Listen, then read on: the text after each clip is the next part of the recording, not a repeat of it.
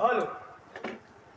हाँ, हमारे छोटे भाई कुलदीप कवि जी हमारे चतुर्देव भगवान का अंग वस्त्रम दे करके पगड़ी बांध करके स्वागत सम्मान कर रहे हैं। आप लोग जोरदार तालियों से स्वागत करें।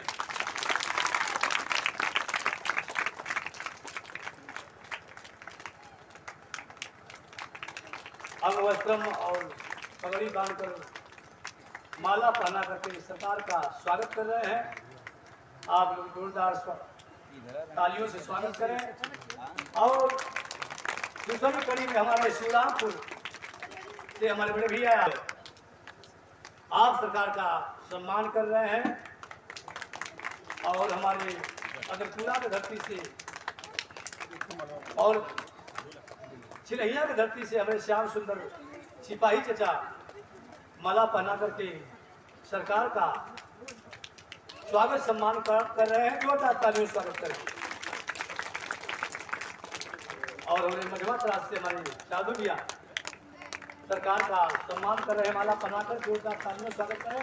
हमारे मोहन जी आप भी आवे और सोना चचा आप भी आवे। संतोष बाबूला प्रधान जी बेचन भैया सरकार का सम्मान करने के लिए आप लोग लाइन में खड़े हैं। जोरदार तालियों से स्वागत करें। हमारे बिहार सरकार हमारे मोहन जी सरकार का स्वागत कर रहे हैं माला पहना करके। और हमारे बाबूला प्रधान जी के लिए के निगरोध प्रधान आप सम्मान कर रहे हैं हमारे चतुर्देव भगवान का। हमारे संतोष गायक भी सम्मान कर रहे हैं सरकार का। सम्मान करते जाइए, हटते जाइए। हमारे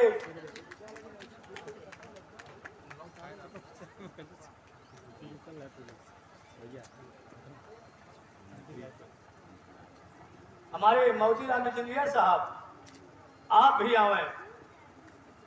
और रानी बंगाली विधा जगत की बड़ी मशहूर गायिका और राम प्रसाद गायक भी आप भी आवे।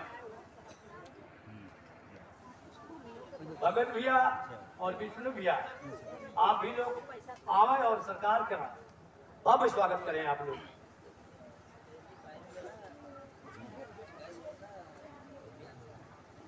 जोरदार तालियों से स्वागत करें। हमारे मौजूदा इंजीनियर साहब सरकार का स्वागत किए। जयप्रकाश भाई आप भी आवे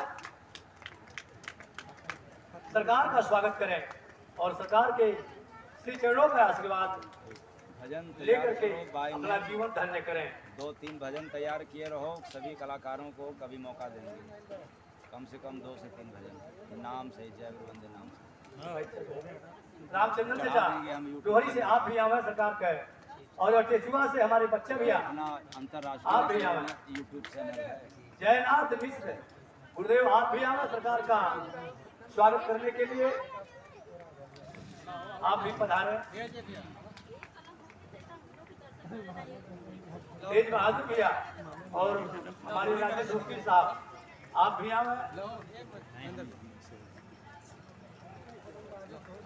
आशीर्वाद मिले या ना मिले, संतों का अगर कृपा दृष्टि संतों का दृष्टि आपके ऊपर पड़ गई तब भी सम्मान से सरकार सबको धन्य कर देते हैं।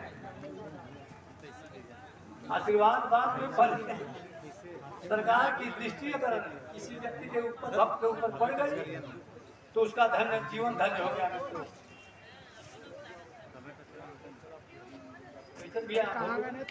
जल्दी करा।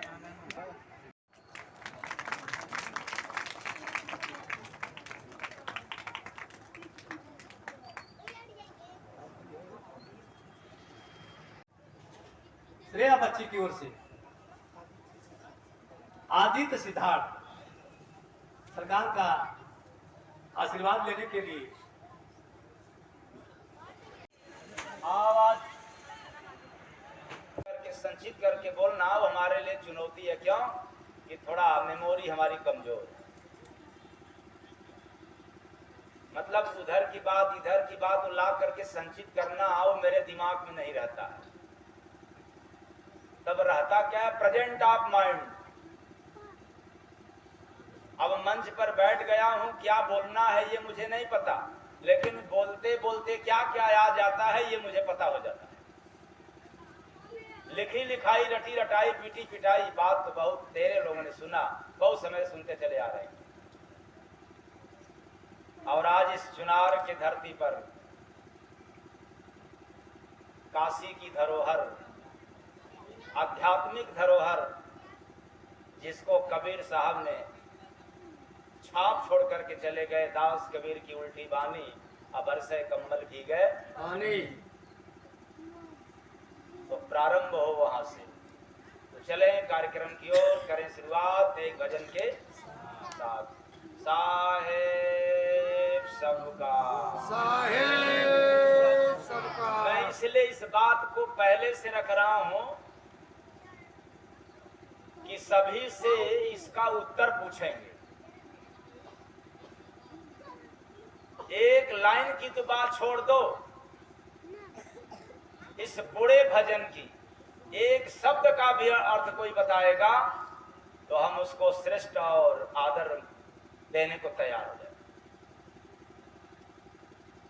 वो क्या, राजा को नौकर बना दियो रे मंत्री की लुगैया, राजा को नौकर बना दियो रे मंत्री की लुगैया, आगी महल में लगा दियो रे मंत्री की लुगैया, आगे महल में लगा दियो रे मंत्री की लुगैया, है साथिर बड़े मंत्री के लुगैया,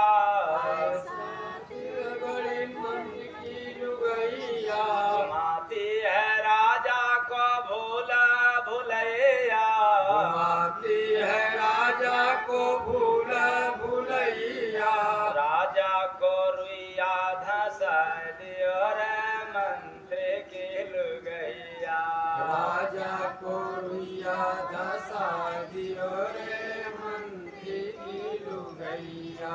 दिमाग खोल करके सुनिएगा, क्योंकि यह किसी वेद पुराण का लिखा हुआ नहीं मिलेगा। ये तो बिल्कुल ताजा ताजा पैगाम है परमात्मा का दिया हुआ, और वह भी समाधिस्थ अवस्था में, ध्यान तपस्या की कमाई का है। ये ताजा ताजा प्रसाद है।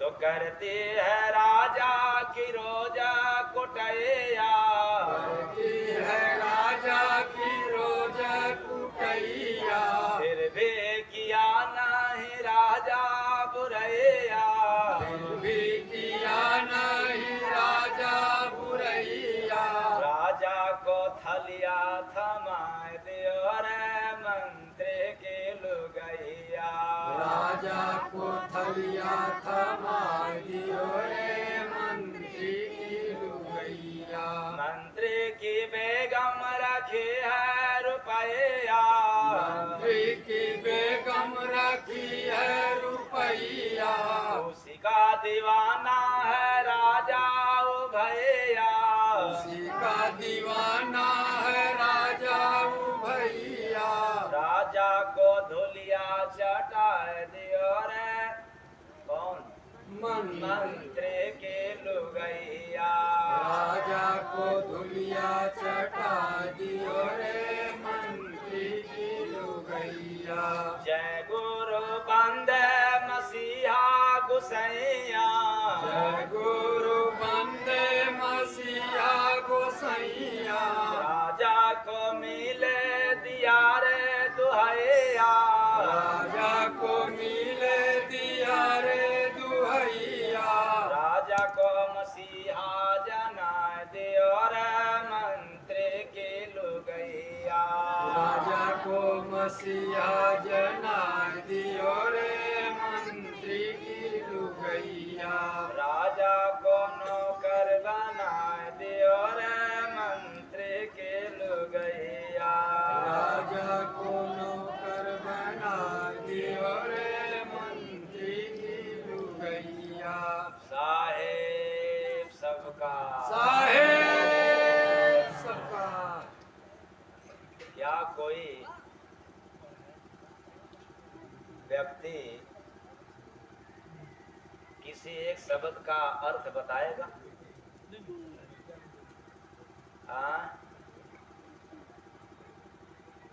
क्या बात है?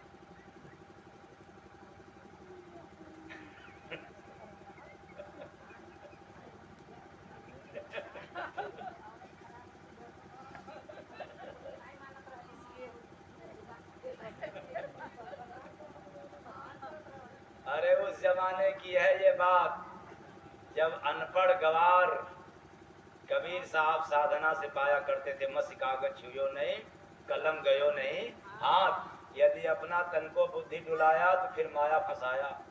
इस भजन में बुद्धि काम करने वाली नहीं है, न मन न बुद्धि न विचार। ध्यान की गहराई में जाओगे तब पता चलेगा, अर्थात शरीर के भीतर जब यात्रा करोगे तब पता चलेगा। मंदिर जाओगे, मस्जिद जाओगे, वेद पुराण का अध्ययन करोगे तो भी जानकारी नहीं मिल पाएगा। ये सारी घटना शरीर के अंदर की है। वो कैसे? राजा को नौकर बनाए दियो रे मंत्री की लुगैया। ये शरीर रूपी नगर की बात हो रही है। मानव शरीर रूपी नगर में आत्मा रूपी राजा को, इस शरीर का राजा कौन है? शरीर का राजा कौन है? तो सुनने में उल्टा और समझने में सीधा। समझ गए हो तो सीधा हो गया, और नहीं समझा तो उल्टा आए हो, उल्टा चले जाओगे। क्योंकि माँ के गर्भ में सभी लोग उल्टा ही तो रहते हैं।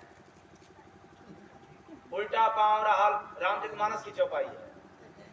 उल्टा पांव रहा लटकाना, गादुर पंछी जीव समाना, तर मोड़ी ऊपर पांव मुख लिंगे बृष्टा के ठाऊ। पांव ऊपर रहता है और मुंडी नीचे। नहीं समझा तो उल्टे रह जाओगे, क्योंकि उल्टी बात है, और समझ गया तो सीधा जाओगे। मतलब फिर बाद में गर्भ में आने की आवश्यकता नहीं पड़ेगा, क्योंकि गर्भ में आने के बाद बहुत पीड़ा होती है। 9 महीना किसी का पैर ऊपर कर दिया जाए और मुंडी नीचे, 1-2 मिनट कैसा लगेगा, और 10-5 मिनट कर दिया जाए तब, और अधिक समय तक कर दिया जाए तो पूरी खोपड़ी जाम हो जाएगा, श्री राम नाम काम हो जाएगा। इतना पीड़ा रहता है माँ के गर्भ में। इसलिए समझने पर सीधा और ना समझने पर उल्टा। लेकिन सुनने में कैसा लग रहा है, सीधा कि उल्टा? उल्टा। तो शरीर का राजा कौन? आत्मा। और मंत्री कौन? मन। इस पूरे शरीर का मंत्री कौन? मन। राजा कौन? तो माया रूपी जोरू। जोरू कौन? माया रूपी जोरू अपना गुलाम रूपी नौकर बना करके रखी, अर्थात सब के सब माया के गुलामी करते। और याद रखना, माया कोई स्त्री नहीं है। अगर कोई कहता है कि माया स्त्री है, उसके जैसा बेवकूफ कोई नहीं होगा। माया कोई संपत्ति नहीं है, माया कोई इंसान नहीं है, माया कोई वस्तु नहीं है, माया कोई पदार्थ नहीं है। तो माया है क्या? संसार में आकर के तुम्हें पता चल गया कि एक दिन सब कुछ छोड़ करके जाना है, फिर भी कहते हो मेरा, यही माया है। मेरा कहना बंद कर दो, बिना कंठी माला घुमाए माया आपके पीछा छोड़ देगी। वरना माला घुमाते रह जाओगे, मंदिर में पूजा करते रह जाओगे, लेकिन माया तुम्हें छोड़ने वाली नहीं है। बिना पूजा पाठ किए माया छोड़ सकती है, और पूजा पाठ करने पर भी माया नहीं छोड़ सकती। ये बात केवल ज्ञान की है। किसकी है? ज्ञान की। जैसे कोई पूछे कि ये पेन किसका है, तो क्या कहोगे? कहोगे मेरा है, यही ना? तुम्हारा नाम लिखा हुआ क्या? पैदा हुए थे तो लेकर के आया था क्या? ऐसा पेन केवल तुम्हारे ही पास है क्या? नहीं। तब कैसे कह दिया कि मेरा है? अच्छा, जब जाओगे मुर्दा घाट पे तो लेके जाओगे क्या? नहीं। तुम्हारा है कहाँ से? तुम्हारा तो बाल भी नहीं है। पकड़ा है तो कह दो कि मत पको, मान जाएगा? नहीं मानेगा। दांत टूटने लग जाए, कह दो मत उठो, मान जाएगा? आंख की रोशनी जाने लगे तो कह दो। तो जब तुम्हारे तन पर अधिकार नहीं है, तो बताओ संसार की पदार्थ पर कैसे अधिकार हो गया? तो फिर भी अधिकार जमाने वाला व्यक्ति कहता है मेरा तेरा यही माया है। बेटा किसका है? मेरा है। लगता है कोई चुरा ले जाएगा, यही ना? कोई कहे पत्नी किसकी है? हाँ, मेरा कहना। अगर मेरा नहीं कहोगे, केवल पत्नी कहोगे तो लगता है हरण करके ले जाएगा। ये मेरा तेरा कहना ही माया है और ये जल्दी छूटता नहीं है। पंडा पुजारी से भी पूछा जाए कि ये माला किसका है तो कहेंगे मेरा है। ये माया रूपी जोरू, ये माया की सब के सब गुलाम हो गए। तो है सातिर बड़े मंत्र के लोग गए या किसकी? तो मंत्री कौन? याद रखना, पाठ ये तब समझ में आएगा जब पात्र समझ में आएगा। तो शरीर का राजा कौन? आत्मा। शरीर का मंत्री कौन? मन। तो माया कौन? जोरू। माया कौन है? जोरू।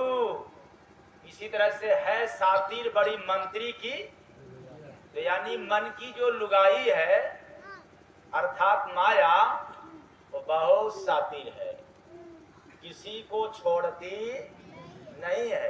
अरे ये तो माया ब्रह्मा विष्णु महेश को भी नहीं छोड़ी जिसकी आप पूजा करते हो। शंकर को भी नचा डाली, विष्णु को भी नचा डाली।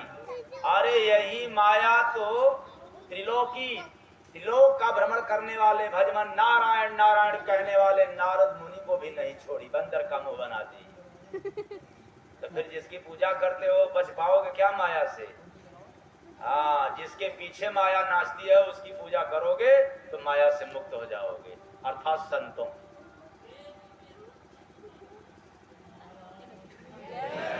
तो घुमाती है राजा को भूल भलैया, ये संसार रूपी भलैया में ये आत्मा रूपी राजा को माया रूपी रानी घुमाती है और आप लोग भी घूमते हो। तो मैंने कहा कि पूरा अर्थ नहीं बताएंगे, क्योंकि एक शब्द पर बोलना होगा तब तो उलट भेदनी पर ही बोलना होगा तो बोलते रह जाएंगे। और याद रखना, इस भजन में नाम था जय गुरु बंदे।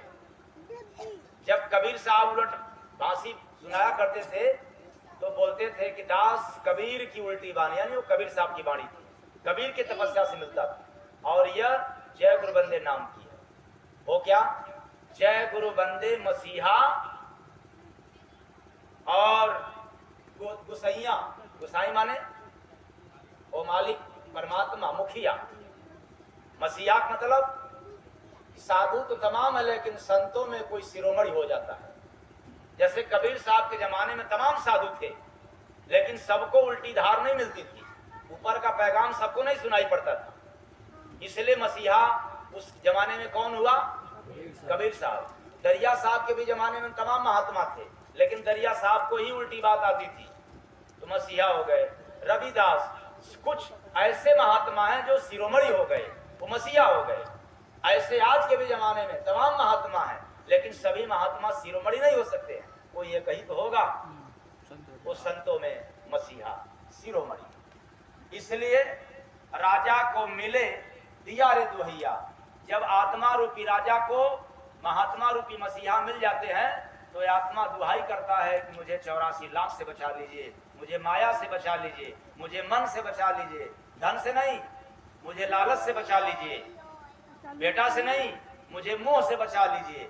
क्योंकि बेटा नुकसान नहीं करता, बेटी नहीं नुकसान करती है, उनके प्रति जो गहरा लगाव है ये तंग करते हैं, इसको समाप्त कर दीजिए, मैं पदा हूं इसमें।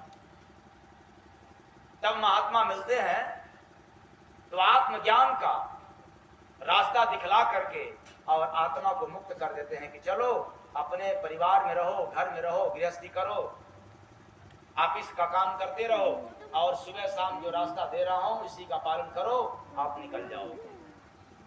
नहीं तो ओम नमः शिवाय दुर्गाय नमः कहते रह जाएंगे और पता चला कि खटिया खड़ी बिस्तरा। तो सतगुरु क्रोध हटावे हो सुगना, सतगुरु क्रोध हटावे, सतगुरु क्रोध हटावे हो सुगना।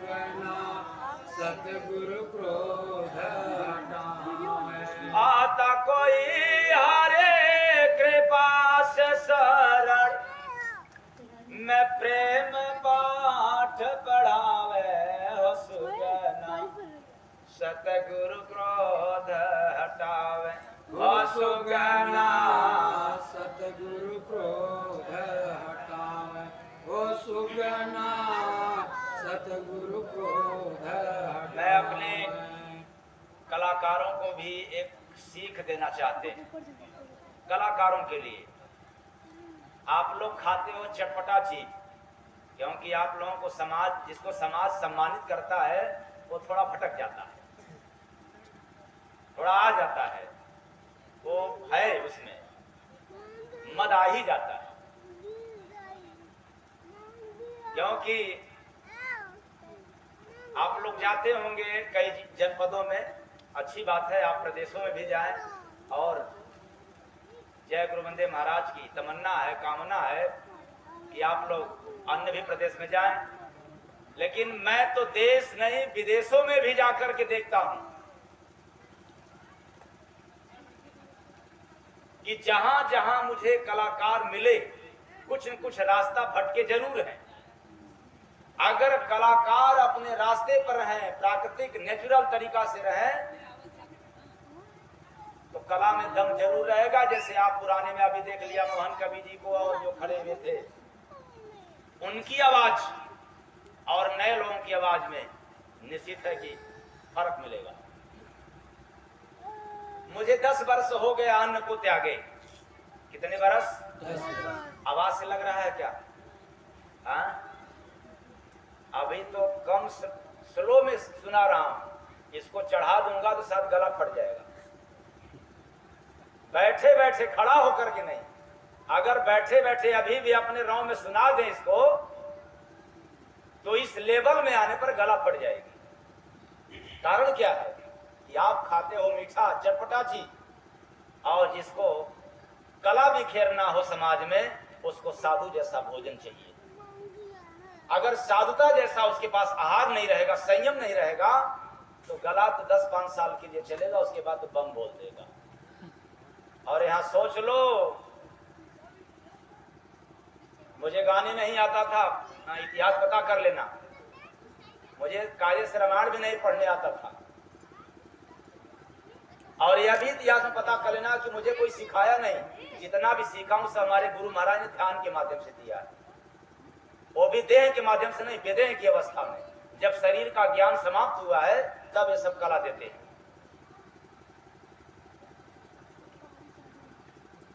तो कहने का तात्पर्य है, इस संसार में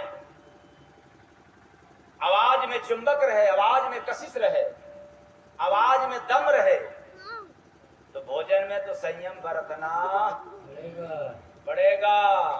क्यों पड़ेगा कि नहीं पड़ेगा? अब पता चले कि नहीं, अब पास्ता आ रहा वो भी आने दो, चाउमीन आ रहा वो भी आने दो, छोला समोसा आ गया तो वो भी आने दो, पकौड़ी आ गया तो छोड़ने बचने न पाए, तब तो खटिया खड़ी बिस्तरा। और जितने बच्चे बच्चियां पढ़ने वाले ये सब भोजन ले रहे हैं, उनका भी दिमाग कमजोर हो जाएगा। जितने बच्चे रात में मोबाइल चलाते हैं और तकिए के पास रख करके सोते हैं, उनका भी दिमाग आगे चल करके क्या हो जाएगा? मंद हो जाएगा।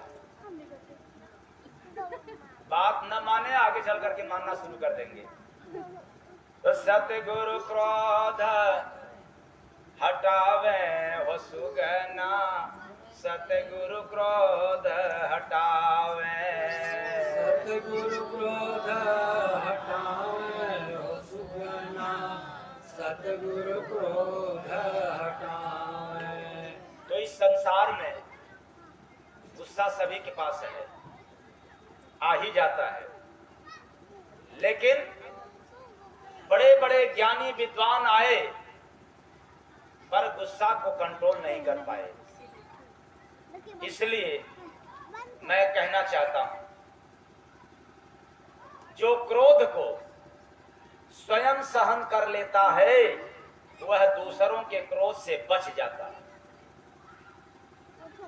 और जो क्रोध को सहन नहीं कर पाता उसको तो बात बात पे बार बार गुस्सा तो आया ही करेगा। एक बात बताएं, गुस्सा ज्ञानियों को आता है कि अज्ञानियों को? अज्ञानियों को।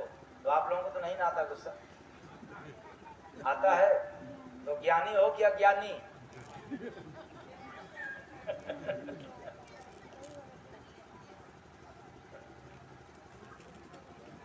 क्रोधी व्यक्ति को दुश्मन खोजने की आवश्यकता नहीं है, क्रोध का जरिया ही है, दुश्मन तैयार हो जाते हैं। और जब दुश्मन हो गए तो फिर यार दोस्ती भी करना पड़ेगा। क्रोध अकेला आता है और मानव के जिंदगी का अनमोल धरोहर चुरा करके चला जाता है। क्रोध अकेला आता है। तो आप लोगों को उदाहरण दूं कि अपने ऊपर? अपने ऊपर दूं? आप लोगों के ऊपर? अच्छा, ये कुछ लोग कह रहे हैं, बाकी लोग?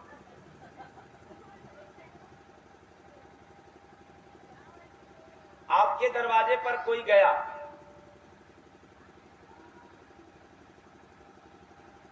और बड़ा आदर सम्मान किया,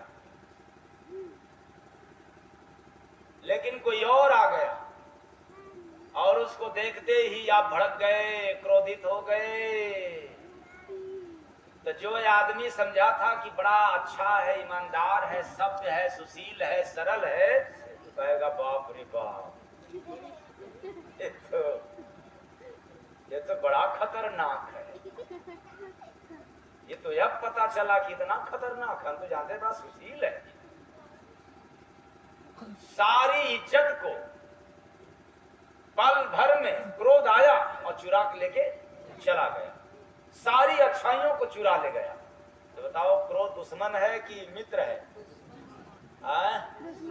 तो ऐसे दुश्मन को अपने पास रख करके और अपने आप को समझते हो कि मैं बहुत, क्या बात